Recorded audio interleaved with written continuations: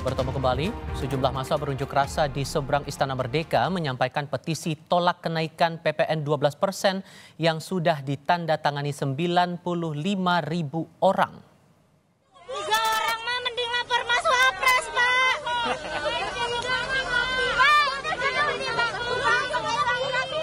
Massa berunjuk rasa pada Kamis pukul 3 sore di seberang Istana Merdeka, Jakarta. Massa sempat ditolak tim keamanan agar tidak berorasi di depan istana. Beberapa dari mereka diminta masuk ke Sekretariat Negara untuk menyampaikan tuntutannya didampingi sejumlah petugas keamanan.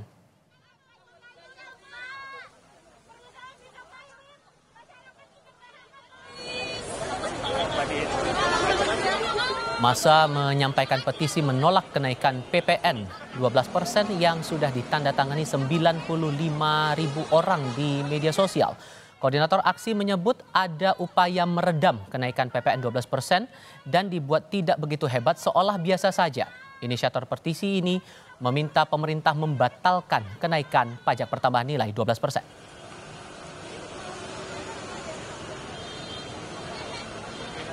Dari barang warga ngelihat bahwa memang ada upaya-upaya buat mereduksi kenaikan PPN ini tidak sebegitu hebatnya, dibuat seolah-olah biasa-biasa aja, dibenturkan dengan narasi hanya untuk barang mewah, padahal kita tahu ada yang namanya pajak barang mewah, ya kan? Kenapa PPN yang dinaikin? Itu juga sangat aneh gitu. Itu kita nggak dapat jawaban itu apa gitu sih.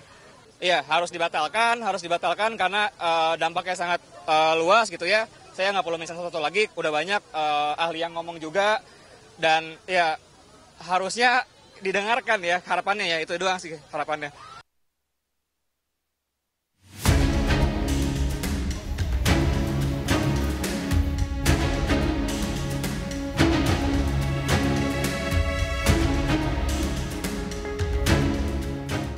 Hanya berselang sehari usai pengumuman pemberlakuan PPN 12% pada Senin lalu, Menko Perekonomian Airlangga Hartarto menyebut kenaikan PPN menjadi 12% bukan keinginan pemerintah. Airlangga menjelaskan pemerintah hanya mematuhi perintah undang-undang tentang harmonisasi peraturan perpajakan. Undang-undang tersebut disetujui hampir semua fraksi di DPR kecuali PKS. Ya, pertama PPN tahun depan yang menentukan adalah undang-undang.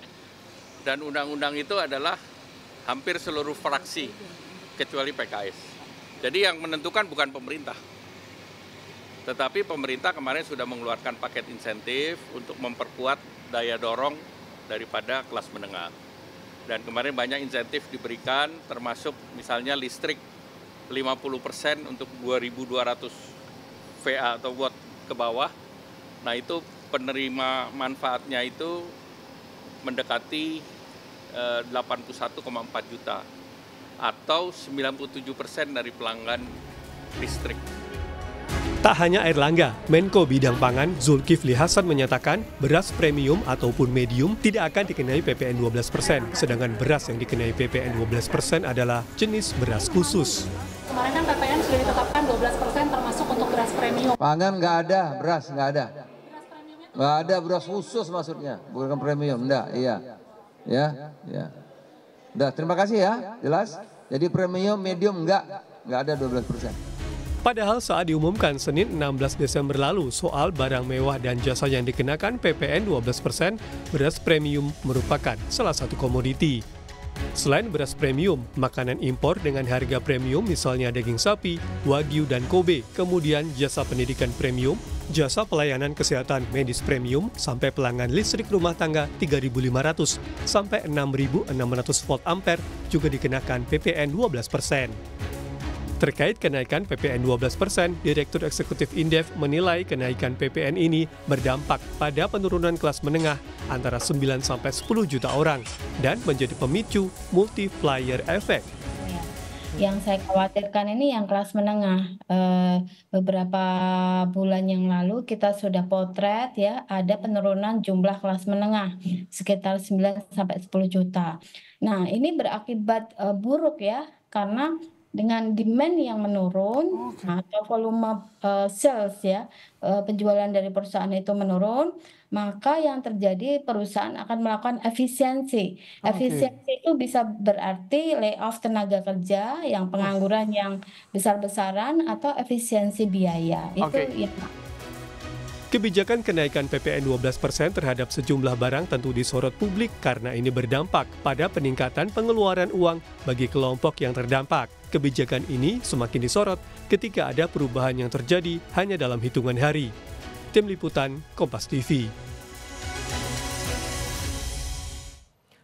Baru berselang beberapa hari, PPN 12% jadi sorotan publik. Bahkan hari ini muncul petisi warga yang menolak kenaikan PPN 12% yang ditujukan kepada Presiden Prabowo Subianto agar pemerintah membatalkan kebijakan itu. Kami akan bahas ini bersama Richard Asyari, inisiator bareng warga petisi tolak PPN 12%, dan Wihadi Wianto, anggota Komisi 11 DPR RI dari fraksi Partai Gerindra. Selamat sore semuanya, apa kabar? Sore. Ya, terima kasih Mas Richard dan Mas Wiyadi sudah mau bergabung bersama kami. Mas Richard, begini, sampai dibuat petisi, sebelumnya sempat ada juga petisi yang sama tolak PPN 12% dan sekarang berlanjut lagi. Dorongannya karena apa? Oke, baik. Dorongannya tentu jelas bahwa saya sendiri sebagai warga sipil menilai bahwa lebih banyak mudaratnya jika kalau kita memaksakan PPN ini naik ke 12%, seperti itu. Dan kemarin kita juga sudah mendengar bahwa konferensi pers dari Kementerian Keuangan akan tetap terus memaksakan di tanggal 1 Januari untuk naik ke 2%, seperti itu. Oke, tapi kan sudah ada pengumuman dari pemerintah saat itu bahwa akan ada insentif dan juga bantuan-bantuan tertentu saat PPN ini diterapkan dengan PPN baru. Menurut Anda itu membantu atau tidak? Ya.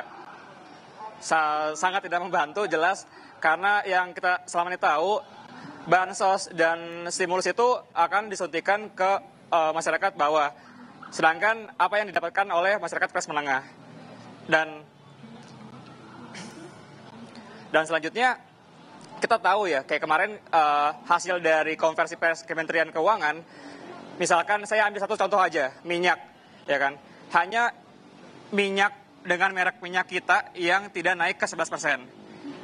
Apakah mungkin minyak kita ini bisa menyuplai semua demand kebutuhan minyak buat warga Indonesia? Kan nggak mungkin kan? Seperti itu.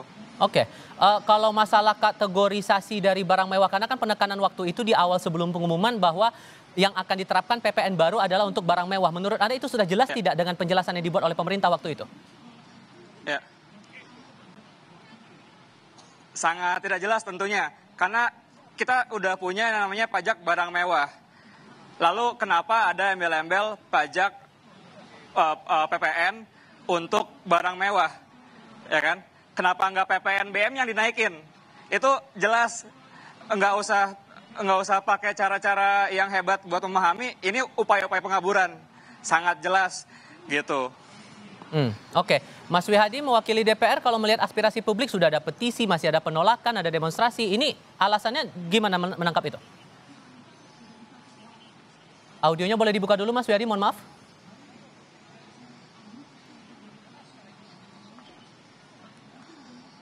Mas Wihadi?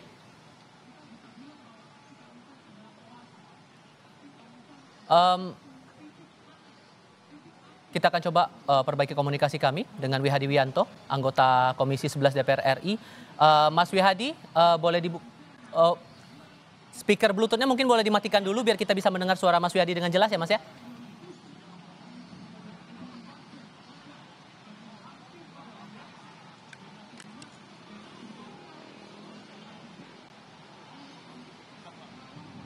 Mas Wihadi?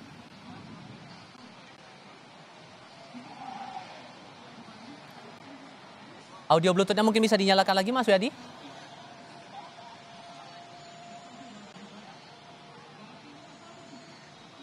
Oke. Kita akan coba perbaiki lagi komunikasi kami dengan Wihadi Wianto, anggota Komisi 11 DPR RI. Saya kembali ke Mas Richard kalau begitu. Mas Richard, ini kan penolakan Anda meminta agar PPN dibatalkan pada 1 Januari 2025. Seandainya ini masih tetap dijalankan, hal apa yang paling buruk akan terjadi kalau menurut Anda?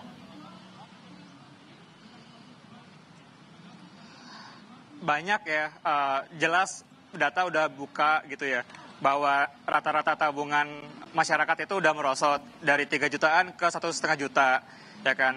kita juga baca berita bahwa saat ini kelas menengah sudah merosot ke 20% ke bawah, seperti itu. Dan saya rasa sangat nggak bijak gitu ya kalau dipaksakan. Karena saya sendiri yang saya takuti adalah bahwa nanti ketika warga nggak bisa spending dan nggak punya uang untuk bisa belanja, saya takut jika kriminalitas itu akan naik gitu. Itu saya sendiri ya sebagai warga sipil saya takut gitu kan. Akan ke sana saya lihatnya.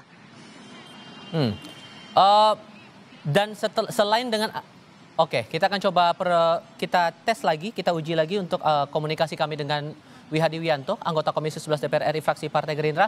Mas Wihadi, suara saya terdengarkah Mas Wihadi? Dengar. Saya dengar Oke, suaranya siap. dengan jelas. Audio Anda sudah terdengar juga. Terima kasih Mas Wihadi. Dari pendapat tadi, Mas Richard yang menginisiasi petisi tadi cukup beralasan tidak menurut Anda? Ya, jadi begini. Pertama-tama yang harus kita pahami itu adalah ini adalah perintah undang-undang. Kenaikan 12% jadi 11%, 11% jadi 12%. Yang kedua juga, apa yang dilakukan oleh petisi itu saya kira sudah kita perhitungkan mengenai masalah kenaikan itu. Jadi Pak Prabowo ini sudah memperhitungkan kenaikan dengan adanya barang mewah, ya kan?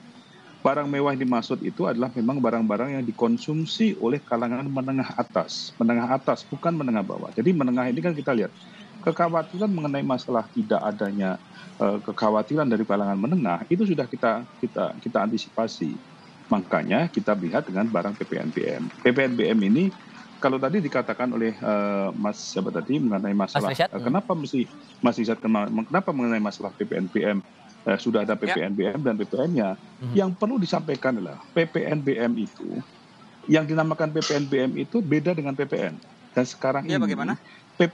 PPNBM dengan PPN itu memang adalah dua hal yang berbeda. Jadi pengenaan PPNBM dan PPN itu penambahannya cuma 1%, ya kan? Nah ini PPN barang-barang mewah. Jadi saya kira dengan adanya petisi yang dilakukan, saya kira petisi itu adalah petisi untuk dari suara Pak Wihadi, barang mana? Emang gitu? Oke, boleh dilanjutkan Mas Wihadi, silakan. Ya. Jadi barang-barang yang memang diperuntukkan untuk kalangan menengah atas. Oke. Jadi ini tidak akan mengganggu kalangan menengah bawah. Bahkan menengah bawah itu mendapatkan stimulus dan mendapatkan yang namanya stimulus daripada pemerintah. Ngomong-ngomong soal barang mewah, sorry Mas Wihadi, saya potong di situ. Anda sempat menyinggung masalah barang mewah, tapi kemarin saja yang masalah beras premium sudah ditanyakan wartawan kepada Menteri Koordinator Pangan Pak Zulkifli Hasan. Beras premium itu tidak dikenakan beban PPN, yang ada hanyalah beras khusus, tapi tidak diterangkan jenis beras khusus ini seperti apa. Jadi diksi mewah ini pun juga tidak terang di publik. Itu gimana meresponnya? Anda juga merasa demikian? Jadi gini, ada beras khusus dan beras merah. Misalnya beras premium. Beras premium itu kan beras yang memang mempunyai kualitas yang lebih baik dibandingkan beras yang mungkin tipenya adalah beras yang di bawahnya. Tetapi beras import itu ada. Ini adalah beras yang dikatakan adalah beras khusus. Artinya beras import. Ini beras-beras yang memang diimport dan ini adalah untuk kepentingan misalnya ini adalah yang dikatakan beras dari diimpor dari Jepang, dari India. Yang khusus memang peruntukannya adalah khusus dan ini yang mengkonsumsi adalah orang-orang kalangan menengah atas. Jadi ini kan kalau bicara premium mungkin kan beras misalnya beras rocolele misalnya itu kan beras premium. Dibandingkan dengan beras yang di bawahnya, beras yang mungkin adalah beras istilahnya kalau di masyarakat beras yang dari Bulog gitu. Nah, ini kan perbedaan. Nah, ini tidak kena gitu kan. Yang kena adalah premium yang khusus artinya ini yang diimport. Nah, inilah mungkin perbedaan ini yang mesti harus diperjelas. Tetapi begini, PP mengenai masalah barang-barang yang dikenakan kenaikan pajak 12% itu memang sedang disusun dan semuanya bahwa di sini adalah untuk kepentingan masyarakat menengah atas, bukan daripada menengah dan menengah bawah. Kalau masih ada perbedaan pendapat seperti ini, Mas Wihadi, Anda menangkapnya komunikasi publik yang dilakukan pemerintah untuk program baru yang berlaku tahun depan sudah baik atau belum? Saya kira begini, ini komunikasinya sebenarnya sudah diperjelas, ya kan? Ini kan baru berapa hari dan kita perjelas. Dan ini kan sedang dalam proses bagaimana memperkuat daripada sosialisasi ini. Kalau kita katakan menengah atas, artinya menengah atas. Menengah atas ini kan orang sudah harus tahu bahwa ini adalah PPNBM. Tetapi kan di sini, kalau saya melihat, ini ada hal-hal yang memang masyarakat ini khawatir terhadap permasalahan perekonomian. Kita tahu, kita tetap menjaga daya beli masyarakat ini tetap baik. Makanya Pak Prabowo dalam hal ini sudah menaikkan gaji guru, sudah menaikkan UMP. Nah ini kan semuanya adalah dalam rangka bagaimana tetap menjaga konsistensi daripada daya beli masyarakat. Nah saya kira permasalahannya ada di sini. Kekhawatiran ini kan sebenarnya dulu masalah yang kenaikan 12% jadi 11 jadi 12. Tapi kalau kita lihat, kenapa dulu yang 10% naik menjadi 11%, itu bahkan itu sebenarnya juga pada saat pasca COVID. Kok kenapa diem-diem saja, gitu kan? Kok sekarang dengan kondisi yang sekarang menjadi 11 dan 12, bahkan barang mewah, masih saja masyarakat masih seakan-akan tahu. Nggak diem sih Pak, gitu maaf. Kan? Ada penolakan dari masyarakat. Gimana Mas Rizat, sorry? UMP juga, iya. Kalau dibilang kemarin naik 11% ada penolakan, nggak ada penolakan, ada. Jelas ada. Tapi memang hari-hari itu masyarakat itu lagi berduka gitu. Lalu dibikin naik ya, siapa yang bisa fokus ke sana gitu kan. Terus tadi ada statement bahwa Pak Prabowo menaikkan UMP agar daya beli juga naik. Itu menurut saya bohong, karena tahun lalu juga naik 6,5% sama gitu. Udah tiga tahun kita berturut-turut selalu 6,5%. Jadi apa yang beda? Apa yang beda? Nggak ada. Kenaikan UMP itu kan dari awal yang sekarang ini, dari basic yang sekarang sudah ada kenaikan 6,5%. Coba dilihat saja lah perda-perda tiap kabupaten itu. Iya, ya kan? tahun lalu juga 6,5%, Pak. Udah naik belum sekarang? Kan sudah naik kan harganya. Jadi cobalah jangan melihat sesuatu hal yang sebenarnya mengandung bohong. Kan udah naik. Sekarang kan sudah jadi berapa kenaikan DKI kan juga sudah naik. Iya, juga sudah naik. Kalau dari saya sendiri kan kita tahu bahwa kenaikan PPN 12% ini diatur peraturan dari 2021 gitu kan. Ya harusnya kita cek juga relevansinya dengan kondisi hari ini gitu. Ya kan? Betul. Kita udah tahu sekarang kelas menengah lagi merosot ke bawah 20%, bahkan lebih.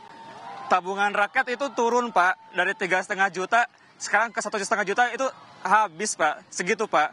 Nah dengan ada kekhawatiran seperti ini, sorry Mas Rizat, saya harus potong di situ. Dengan masih ada kekhawatiran seperti ini, gimana tuh Pak? Gini, jadi sebenarnya itu tidak perlu dikhawatirkan. Karena apa? Menengah tidak dikenakan dari kenaikan itu. Kenaikan itu hanya untuk kalangan atas. Sekarang permasalahannya, kalau yang misalnya kita bicara konsumsi. Ya, itu dia kan diksi yang dipakai sama Bapak-Bapak yang ada di DPR. Mas Wiyadi untuk menjelaskan dulu. Upaya-upaya pengaburan supaya terlihat bahwa PPN 12% ini hanya untuk orang kalangan atas gitu. Padahal enggak. Itu saya baca itu. Saya nonton press con-nya bahwa minyak yang 11% hanya minyak kita. Mana mungkin minyak kita bisa supply semua produksinya buat semua warga? Nggak mungkin gitu. Oke, Mas Wiyadi. Dan hari ini saya cek juga harga udah naik. Udah naik harga minyak kita itu. Coba dibaca. Itu. Justru yang diturunkan itu adalah minyak kita. Yang minyak yang lain tetap. Jadi jangan teriak dulu dong. Terus kemudian kalau mengatakan diksi. Iya, betul. Mengenai masalah. Jadi minyak kitanya kan ditetapin ya kan, supaya seolah-olah minyak itu dengan merek minyak kita itu tetap 11%. Tapi apakah itu cukup untuk menyuplai buat orang-orang lain, buat semua warga negara memang cukup? Enggak kan? Jelas enggak kan? Oke, sekarang gini. Gitu. Saya harus tengahkan dulu. Ini kan masih ada perdebatan antara diksi pemerintah yang sudah diumumkan kemarin Mas Wihadi dengan suara publik yang terdengar sekarang. Apakah kemudian akan ada rencana juga dari DPR untuk coba meluruskan ini kepada pemerintah, cari clear dulu masalah aturan PPN 12% ini barang mewahnya kategorinya yang seperti apa? Apakah ada rencana itu? Sebentar, saya ngomong jangan dipotong dulu ya. Oke. Saya ngomong jangan dipotong dulu karena motongnya itu motong tidak pakai dasar, hanya motong begitu saja. Baik, saya kasih kesempatan Mas Wiyadi, silakan. Jadi yang dinamakan sekarang kita bicara tadi dikatakan minyak kita yang diturunkan, tetapi yang lain tetap, ya. Jadi artinya bahwa justru kita memberikan stimulus mengenai masalah minyak itu, ya kan? Terus kemudian kalau kita bicara seakan-akan kita ada diksi bahwa itu barang mewah. Pertanyaannya, kalau kalangan menengah yang dikatakan tadi dengan tabungan saat misalnya sudah turun, apakah akan makan daging wagyu dan daging kopi? Ya kan? Kan itu kan memang kan yang dikenakan kan daging wagyu dan daging kopi, bukan daging-daging untuk konsumsi masyarakat biasa, masyarakat bawah, masyarakat yang misalnya masyarakat yang menengah bawah. Itu kan tidak. Daging yang memang daging diimpor adalah untuk kepentingan peningkatan gizi, bukan daging kopi, bukan daging wagyu. Jadi jangan melihat seakan-akan diksi ini seakan-akan kita menutup-nutupi. Tidak, kita benar-benar melihat bahwa ini adalah untuk barang-barang yang diimpor memakai barang mewah. Jadi itu jelas permasalahannya. Jadi ini yang perlu disampaikan, kita tidak perlu ngotot dulu, tidak perlu kita bicara dulu mengenai masalah permasalahan ini seakan-akan kita bohong, gitu kan? Tetapi kita lihat saja nanti, ya kan? Yang bohong siapa? Yang memprovokasi masyarakat siapa, gitu kan? Tidak ada hal itu, ya kan? Bahwa kita tetap memperhitungkan ini dan memberikan stimulus. Bahkan UMKM pun itu kita bebaskan PPN, ya kan? Jadi kemudian ini yang permasalahan yang memang harus dimengerti. Sebelum bicara harus mengerti dulu situasinya, peraturan-peraturannya, gitu kan? Jadi saya kira itu saja, ya. Mas Risyad, kalau kemudian dari tuntutan teman-teman petisi ini ternyata tidak dipenuhi oleh pemerintah, langkah berikutnya akan bagaimana? Iya, saya jawab dulu ya. Tadi ada diksi barang mewah, kan kita punya pajak barang mewah.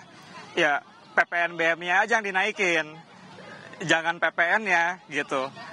Dan ya, saya tetap masih lihat. Tadi saya dibilang provokasi ya, enggak, kan saya baca data gitu kan. Saya ambil sampel paling gampang tadi minyak. Ya, minyak yang stay di 11% itu hanya minyak kita. Tapi kan nggak mungkin kita semua beli minyak kita. Itu kan nggak bisa mencukupi demand-nya untuk semua orang. Seperti itu kan. Dan apa yang perlu kita lakukan selanjutnya ya kita menuntut. Tadi hari ini kami sudah ke Setnek. Kita menyerahkan petisi dari warga. Sudah terhitung per hari ini ada 120.000 yang menandatangani dan akan terus bertambah. Dan ya kita akan terus kawal, kita akan terus tagih apa hasil dari kita ke Setnek dan ya ini bisa dilihat sudah diterima. Prosesnya sudah diterima dan sudah diproses ke Sekretariat Negara ya. Sorry, waktu kita sangat terbatas. Terima kasih Mas Risyad sudah mau berdiskusi bersama kami. Mas Wihadi mewakili DPR juga terima kasih sudah berdiskusi bersama kami. Selamat sore semuanya. Berita lain usai